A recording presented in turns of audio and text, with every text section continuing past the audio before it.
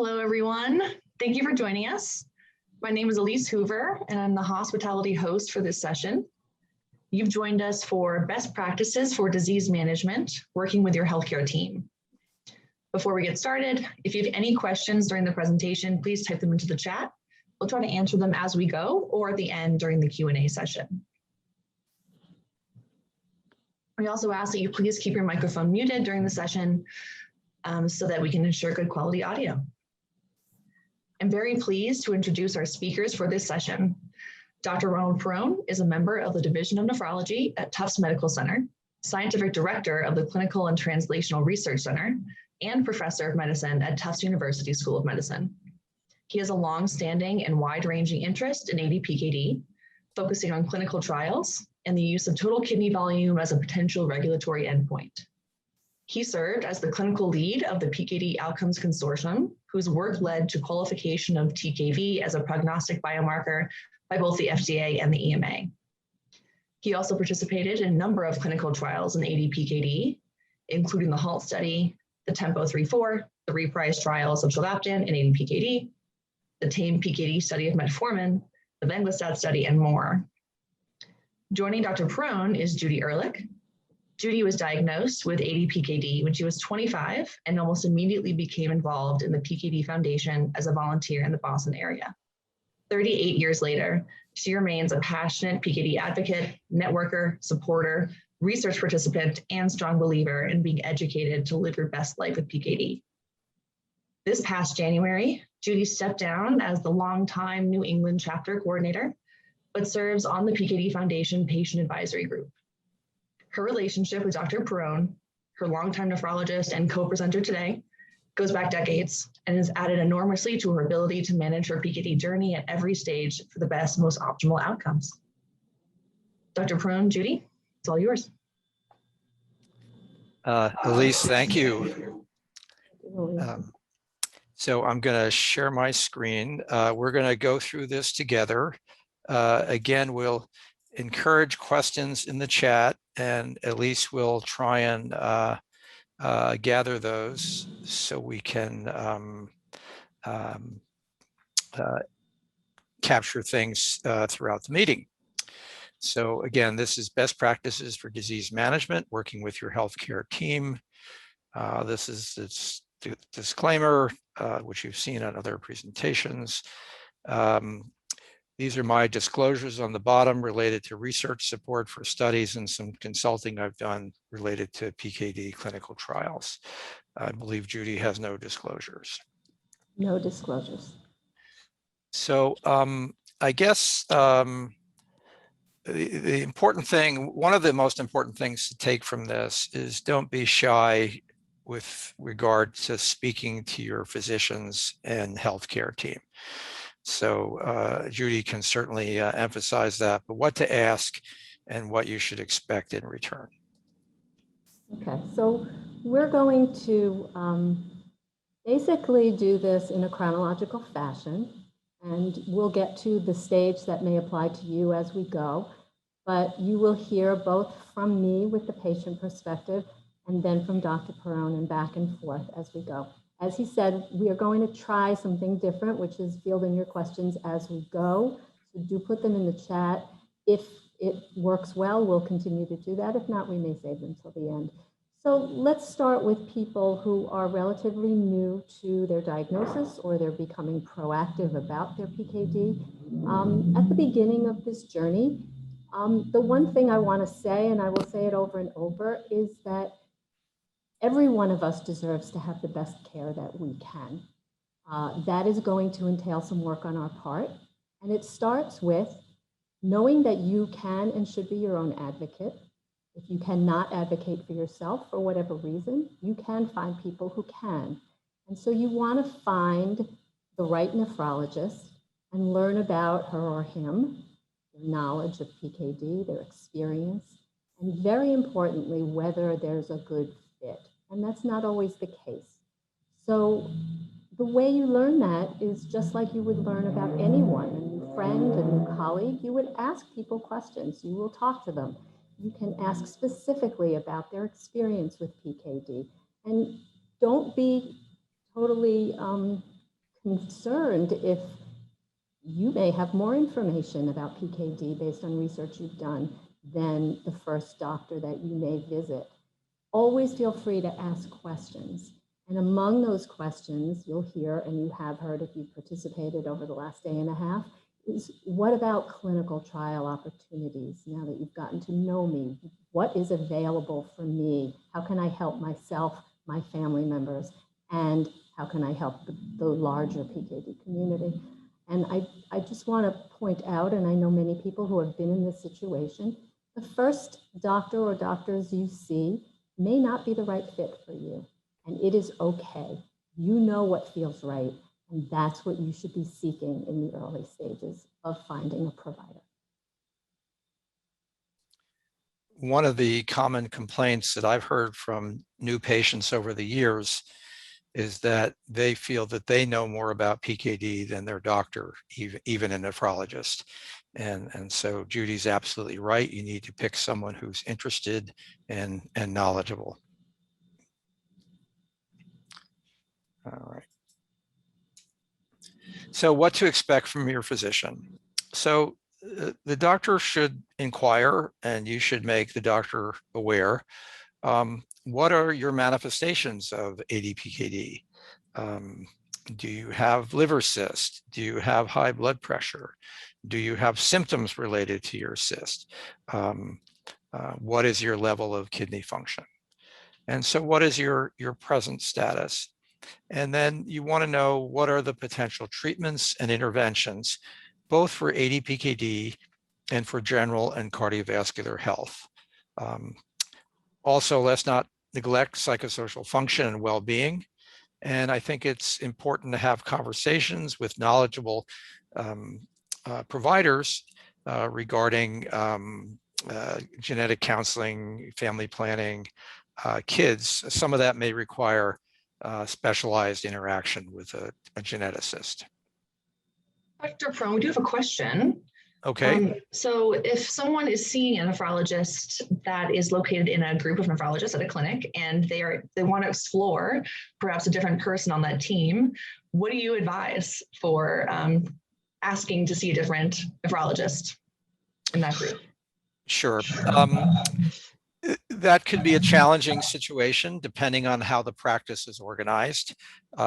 So it would, first of all, it would be important to understand why you want to see a different doctor. So that's perhaps talking to other people with PKD, talking to your local chapter of the PKD Foundation. There may be individuals there with experience.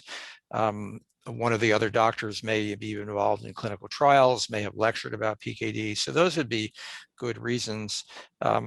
My general philosophy, if you ask your doctor something and you don't like their answer, well, I think it might be time to move on to a new doctor. And sometimes that might involve changing a practice if they're not willing to accommodate what you would like. Judy, any experience in that area? No, fortunately, I live in a geography that has offered me a lot of PKD specialization, but I would echo the fact that this is your health and you are going to be an advocate for yourself. And so don't just change for the sake of changing. And you may have to tap dance around a little bit if it's really just that you didn't click with that provider. But you have nothing to lose and everything to gain as long as you do it in a respectful way. Thanks, Judy. Thank you. Thanks, Elise. So it would be important that your healthcare team has a full understanding of your symptoms. It's also important to discuss how one was diagnosed. Some people are diagnosed deliberately, that is, they choose or their parents choose to go ahead and get an ultrasound. Someone else may get diagnosed accidentally. For example, if you've been in an auto accident or have some abdominal pain and you go to the emergency room, you're going to get a CAT scan. It's hard not to get a CAT scan when you go to an emergency room, and that may show cyst. Some people are diagnosed because they have back pain and they had an MRI of their spine, And the spine MRI may pick up cysts in the kidneys. That's another way. Genetic testing is typically not the first thing we do, but it may be necessary to confirm a diagnosis or to sort out an atypical case. So the things that I teach my fellows and colleagues to do regarding an approach to someone with polycystic kidney disease is to figure out kidney size, and we use something called the Mayo Clinic classification, which is a way of evaluating kidney size as a function of age. So if you have large kidneys at a young age, say in your 20s or 30s, that indicates a high risk of progression. If you have small kidneys at a young age, your risk of progression is lower. And this is like a crystal ball to the future, and it's a very important activity that your doctor should be aware of. Knowing one's Mayo classification is also potentially the ticket to being able to take tolvaptan or not, or to enrolling in a clinical trial. So that's really very important. Abdominal enlargement may be due to kidney cysts, it may be due to liver cysts. Symptoms, as indicated, typically related to the kidney and pain in the flanks, bleeding, infection, stones. The frequency of these and the severity of these should be established by your healthcare team. Other things that may not be so obvious but are important are frequency of urination, whether you urinate at night, whether you urinate more frequently, because these have implications as far as both kidney disease and other things. So if you're a 65-year-old man and you're frequently urinating, it might have nothing to do with PKD. It may be related to an enlarged prostate. Hypertension is very important. The goals of blood pressure for someone with PKD are lower generally than the standard goals for the general population with hypertension, particularly if you're under age 50. So very important to sort that out. Kidney function is determined by estimating the GFR, or the glomerular filtration rate. And this is typically a function of the level of creatinine in your blood. And of course, the presence or absence of protein in the urine is very important. Typically, people with PKD don't have a lot of protein in the urine, but if you do have, that would dictate how your blood pressure would be treated. Okay. If I could just jump in here Sure. for 1 second. That's a big list, and I just want to make sure that all the patients out there are not looking at that and saying, okay, well, my doctor has a lot to do. Of course, the other side of that coin is that we have to come to those appointments knowing some of this information. Obviously, we may not have had our GFR done yet, which, by the way, is just done through a blood test. We may not know what our Mayo classification is, but we will learn it. But a lot of these symptoms and the frequency and how often you've had them and when you last had them, et cetera, is important information to bring with you. And chances are it's best to pop it into your phone or write it down. And for those who haven't seen the talk by Dr. Gordon on the basics of ADPKD, that would be a good primer to help get yourself ready for your appointment. And so that kind of segues well into the patient perspective. Once you've established your relationship and you've had your essentials all examined and you are living your life in the early to mid stages of PKD. So now we're talking about, how am I doing? Am I doing what I need to? What's happened since I last saw my doctor? Am I seeing any other doctors for anything? Am I keeping up with my nutrition, etc.? So there are a lot of things that we can do. And I also want to point out to anyone who's new and already feeling overwhelmed, we do this incrementally. We're not going to get it all. We're not going to get it all right in the first go round, but these are things that can be reminders to you. So everyone should have a good blood pressure cuff at home. And if you need a recommendation on which ones to get because they're better, you can ask your nephrologist or anyone else on your healthcare team. But you should take your blood pressure readings at home occasionally during these phases and bring the readings with you, because you only get one reading, maybe two, when you're sitting in the doctor's office. So have that there. Have, again, in that list, what have you noticed? Anything changing? How are you feeling? If you've gone to see other healthcare providers, and there was a whole session on this earlier today, which I recommend, make sure your kidney specialist knows who you're seeing, and you're going to have to be the quarterback to make sure that different providers are connecting with one another if there are important events occurring in your PKD. As you know, this is a chronic disease, and so it takes many decades for your PKD to kind of reveal itself, and the speed of that is not known. So it's important to know kind of where you are on that trend line. Are you stable, which you very well may be for many, many years? Are you on the close end of that earlier on, or are you potentially nearing that point where you might be declining? And some of that will be determined by your symptoms and how you're feeling. Again, this is a perfect time to talk about clinical trial opportunities. I'll keep emphasizing that because no one else can do it if we as PKD patients don't. And you always want to make sure that you're comfortable and your doctor is comfortable with how often you're being seen in their practice. Thank you, Judy. So one very, very important thing, if the doctor says, well, there's nothing I can do, come back and see me when you need dialysis or a transplant, you should just turn around and walk out the door, because there's a tremendous amount of things that must be done, both for the health of the kidneys, but also for the health of your other organs, especially your heart. And I will emphasize, heart disease is an important cause of problems. And anybody with chronic kidney disease is at risk of having heart disease and heart attacks, especially if you have hypertension or if you're overweight. So it's really important that all of these other things are addressed. So these top line here, supportive care, general health measures, very, very important. Managing hypertension.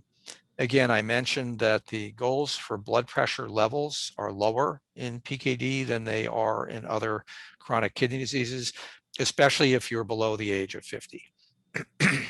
So, as Judy mentioned, obtain a home blood pressure monitor, one that fits on the upper arm, not on the finger or the wrist, and bring it to your healthcare provider's office and make sure it's giving you accurate readings. Sometimes they're inaccurate. I would say a low to moderate intake of caffeine, no 5 cups a day, but if you're happy with 1 or 2, that's probably fine. High water intake is very important for a couple of reasons. If you have enough water, you'll block the secretion of vasopressin, which is a hormone that makes the kidney progression worse. The other feature of PKD is because of the cyst, the ability of the kidneys to hold on to fluid is reduced, so it's easier to get dehydrated. So for those reasons, very important to maintain a high water intake. Typically, I advise a mild protein restriction and certainly salt restriction. In the earliest phases of your interaction with your doctor, it's important to assess your kidney volume or kidney size and to estimate the Mayo imaging classification. There's an online calculator. You just Google image classification in ADPKD and the calculator is right there. People who are eligible, who are at risk of rapid progression, would be eligible to take tolvaptan or GnRQ. This is, I think, an even more challenging area because you may have doctors who are familiar with PKD, but who have never prescribed tolvaptan. So it's important to poke around the area where you live. And if your doctor is not willing to consider it, even though you might be eligible, then you need to find somebody who may be willing to prescribe that and fully educate you regarding the risks and benefits. As kidney disease progresses, unfortunately, it does progress in many individuals. The optimal treatment would be a preemptive living donor transplant, that is one that takes place prior to needing to start dialysis. And because PKD runs in families, this requires a lot of extended family planning. And some of my patients, when they go to family reunions or weddings or unfortunately funerals, they get together with their relatives and they kind of figure out who could give a kidney to who. And obviously, if you're affected, you can't donate a kidney. But these are all things to consider. Again, as Judy mentioned, this is a lot to handle all at once, and it's better to bite it off in chunks and to be able to review these things with your doctor, your family, your friends, and perhaps a PKD Foundation support group or chapter. Dr. Prune, can you clarify that Mayo imaging classification? When someone is given a class, can that change in their next kidney volume measurement? Generally, the Mayo Clinic class stays stable. And it may, you may be on the borderline between one class and the other. And further, the measures we use to estimate the kidney volume for clinical purposes are typically not as accurate as research measures. So it's generally recommended if you're a Mayo 1A or 1B, which are those classes which are not at risk of rapid progression, you might get your kidney volume remeasured in a few years to determine if your class has shifted. Generally thought to be stable. Certainly the more severe classes don't regress, at least not early on.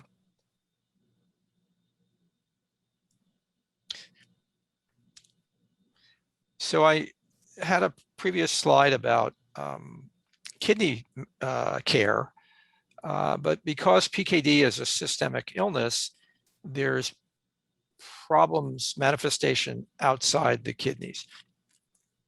And if you're seeing a nephrologist who's in a major center, a major PKD center, they can probably handle a discussion and appropriate referrals for these other issues. If you're seeing a nephrologist who's maybe a really good PKD doctor, but still may not be an expert in these other areas, you may need consultations.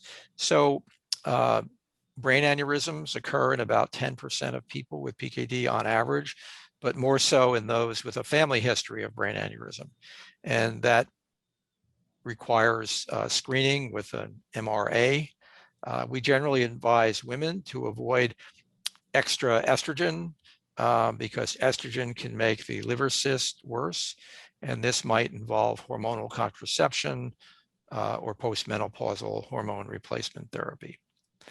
And then, as I mentioned, heart disease is an important part of any chronic kidney disease. So it's important that measures be taken to reduce your cardiovascular risk. And this would involve strict control of the LDL or the bad cholesterol level, a healthy diet. And those of you who have watched many of the sessions will probably be very confused about what a healthy diet is for PKD. For example, a ketogenic diet is a high-fat diet. And so there needs to be a lot of consideration as to whether or not that's the right diet for you. We know that reducing calories and maintaining an optimal body weight is important, no matter what stage your disease is, and avoiding smoking. And I should have put getting exercise. So all of those things are important for a healthy heart and making you not get ruled out for a transplant should that be necessary. Judy, feel free to dive in at any point. Psychosocial issues are important. Many people with polycystic kidney disease have depression and anxiety. They're related to, they have this disease. They're obviously appropriately worried about what may happen in the future. They may feel guilt for passing it on to family members, to kids. And so referrals for counseling are certainly should be considered. And I would strongly advise connecting with the PKD Foundation support groups for that. I will jump in here for a second with a different hat on, which was my chapter coordinator hat for all those decades, to say that I have spoken with hundreds, if not thousands, of PKD patients at various points in their journey. And just having that conversation from time to time is so helpful for people who are feeling isolated and alone. We are not alone.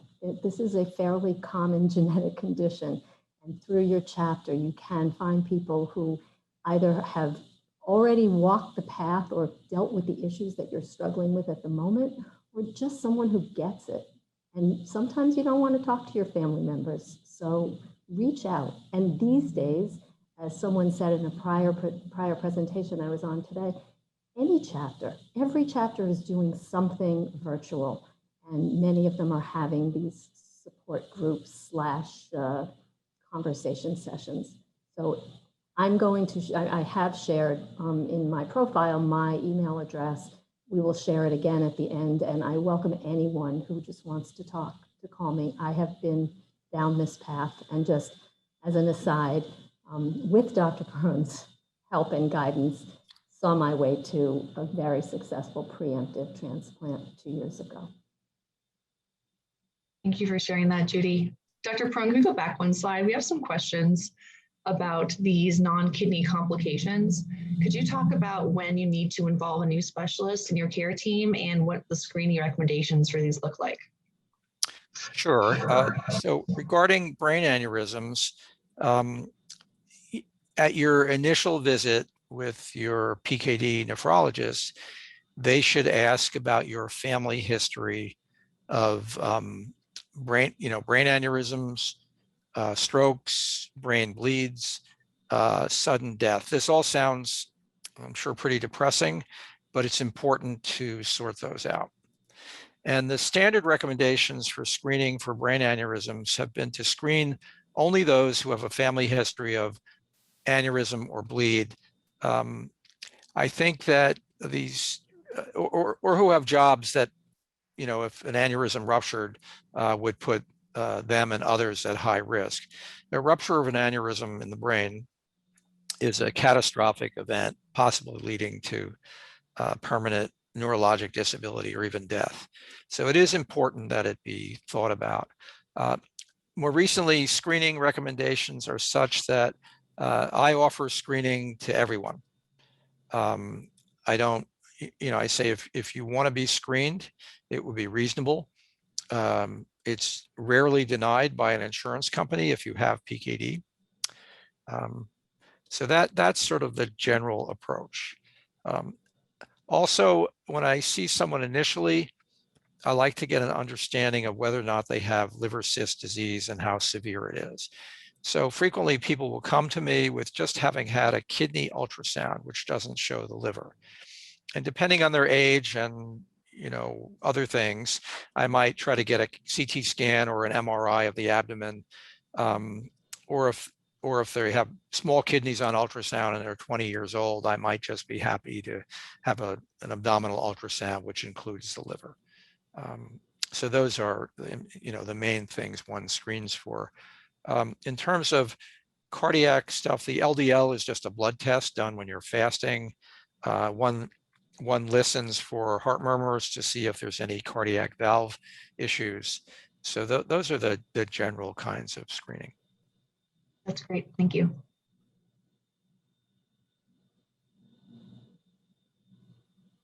Okay, children and pregnancy. So I'm just going to give general guidelines. A lot of this is very specific to the ages of children and the family history, but it's generally considered not appropriate to diagnose children who are asymptomatic and aren't able to make an informed decision. So that is below the age of 18. We don't generally recommend to, pack your kids in the car and take them all to the ultrasound suite. There are multiple reasons for that. One is that you create a pre-existing condition, which follows them for health insurance, life insurance, and disability insurance in their medical records. The other is you create a disease in a child who was previously thought to be healthy. Now, this is in an asymptomatic child. And this can medicalize the child and can also drive the parents crazy. If the kid is asymptomatic and the blood pressure is normal, it would be reasonable not to do diagnosis, which would typically be with an ultrasound. If the child has developed high blood pressure or other symptoms like abdominal pain or blood in the urine, excuse me, then a diagnosis should be entertained.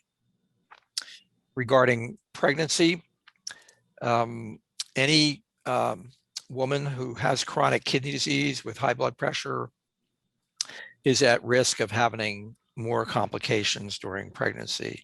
And those would include higher blood pressure and a risk of a baby small for gestational age or being born early. So those are considerations. On the other hand, women with well-preserved kidney function and well-controlled hypertension can generally be very safely maintained through pregnancy. And just to be aware, the recommended drugs for high blood pressure, typically angiotensin converting enzyme inhibitors and angiotensin receptor blockers, are contraindicated during pregnancy and in someone trying to get pregnant. Another issue is reproductive decision-making. This is very personal, and I've seen the gamut through my practice over many years. Some people procreate without a second thought, recognizing that the chance of each child has a 50-50 chance of having PKD. Other people choose not to procreate, to adopt, to have semen or egg donors, or to do pre-implantation genetic diagnosis. That's a technique where you do in vitro fertilization and only implant the embryos that are unaffected. I make no particular recommendations in this area. These are very personal decisions, but this is a range of options. And you should probably meet with a genetic counselor. Even if your doctor is terrific, a genetic counselor is probably able to better frame these issues for you. So I think that's very, very important. Judy, if I could ask, in your experience supporting the community, what are your thoughts on counseling someone whether or not to diagnose their child? What's that been like for you as a chapter leader? Well, just like the concept of do we have children or not, it's a very personal choice. And so what I tend to do is to share what I've chosen to do and explain why. People really just have an opportunity to ask the questions that are bothering them. But I kind of stand in Dr. Perone's court on that diagnosis can be far-reaching. It can have effects that you need to consider in advance before doing it. And just, by way of full disclosure, I have 2 children, and they knew all along as they were growing up, especially when I sent them off to college, they knew there was a chance, and they learned some of the basic healthy habits. That's where I let them be until they made the decision to get tested when they were older. So a very personal decision, but one not to be made lightly, at least not without all the information. Thank you for sharing that. Dr. Perone, we also have a question about the risks to your kidneys if you are diagnosed with PKD and you want to get pregnant. Are there any considerations there? So one of the, so they're both short and long-term risks. The short-term risk would involve worsening of hypertension, of high blood pressure. And if that was to be severe and the woman developed preeclampsia, then there's a risk of temporary kidney shutdown or acute kidney injury. That's generally Not so common if the individual is well managed. That is, if you're managed as having a high-risk pregnancy. The long-term risks of pregnancy related to kidney function, it's thought that 4 or more pregnancies are associated with worse kidney function over the long term. The kidneys work very hard during pregnancy, and so it's not unreasonable to think that multiple pregnancies might result in worse long-term outcomes. And then again, multiple pregnancies are also associated with an increased risk of more severe polycystic liver disease. Thank you. All right, sorry, I'm going to advance the slides. Okay, Judy mentioned participation in clinical trials. So in the United States and in other countries, drugs are only approved after they've been tested in humans. So even though we can test drugs in cells and in mathematical models, until they're actually used in humans, they're not going to be approved by the FDA. And as Judy mentioned, only people with PKD can participate in these clinical trials of new drugs. Right now, there's one medication which has been shown to be effective for slowing the progression of PKD, and that's tolvaptan. There are other drugs in clinical trial, and there was a recent trial of a drug called venglustat in the staged PKD trial, which at its interim analysis, this is a planned analysis, was not shown to be working. So the trial was stopped. And this is basically reduces people wasting time on a trial where the drug is not effective. So again, there'll be no new drugs for PKD unless patients with PKD participate in clinical trial. Most treating physicians are not involved in clinical trials in the community, so they can inform you and refer, and they can certainly collaborate with the center performing the trial. The PKD Foundation website has clinical trial listings, and there are alerts regarding new clinical trials and sometimes geographically targeted emails to invite people to participate in clinical trials. It's hard to be in a trial. These take time. You have to go to the study center. You have to take time off of work. Sometimes you stay overnight in a trial center or a hotel. Most trials will reimburse for travel expenses, so at least they take care of that part. Okay, Judy. Okay. So we've talked about a lot of this.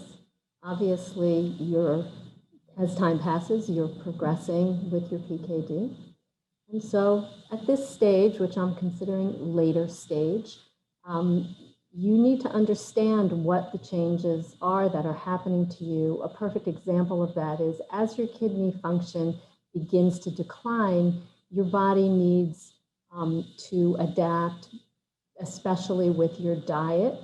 There are things that the kidneys excrete that need to be excreted, and when your kidneys can no longer do it, like potassium or phosphorus, you need to learn about how to eat so you can reduce those elements in your system because your kidneys cannot get rid of them. It's not easy, but there are so many resources there. So you should be thinking ahead of yourself so you can be prepared, which means, again, you should come with questions to your visits. And Dr. Perone mentioned, he and I talked about this for years, but preemptive transplant was always my goal, and we managed towards it. And that's the only way you can do that successfully is by coming with your questions and saying, okay, well, my GFR is now at X, and it's moved at this rate. What do you think? What should I start doing? And with all the knowledge I had, I needed Dr. Perone to nudge me when it was time for me to start looking for a donor. And your doctor should be able to do that, and you should be comfortable accepting that. And so that opens all kinds of questions. What are your options? Are you thinking about a transplant? Would it be a deceased donor or a living donor? What about dialysis? What's best for you? Long conversations with your care team. If your kidney health is declining, then your participation in whatever clinical trial you might be in might be changing. A lot of talking and considering goes on during this phase, and chances are you're going to be seeing your provider more often. You're going to continue to make lifestyle changes. That's the one constant, is that things continue to change. But you can do this, and you can do it successfully and gracefully with the support of a caregiver when you follow these kinds of best practices. And the foundation is always there for support. And you should never be reluctant to reach out for the support that you need. Thank you, Judy. I think having a relationship with a dietitian who's an expert is useful at all stages of PKD. So getting, the healthy diet in the beginning, and then as needed with severe loss of kidney function and the restrictions in potassium and phosphorus that Judy mentioned, the dietitian will also be able to help you with that. I just will jump right back in again, because I know this is overwhelming. I know there's so much information here, and I just want to remind people that this happens over decades. So just keep that in mind. You only have to bite off what is in the near term ahead of you. And it is doable if you have the right team around you. So these are the key takeaways. Find the right care team for you. Know your numbers. Learn about and participate in clinical research. Ask questions. And as Judy just mentioned, anticipate the next phases of your PKD progression. Seek out the support you need at each stage of your PKD journey, and remember that you have the power to get optimal care in partnership with your healthcare team so you can live your best, healthiest life with PKD. And I feel like I can say that, I can really emphasize that, because I've just done it. And it is possible, and so many of my PKD friends and associates have done it too. It may not be easy, it may feel distressing at times, but keep pushing forward, because you deserve the best care that you can possibly get. So action steps are indicated here. The education sessions are being recorded, and you can review them at pkdcure.org after the conference. And of course, sign up for the registry, which informs us about different aspects of PKD, how it affects the population, and possibly help you participate in a clinical trial.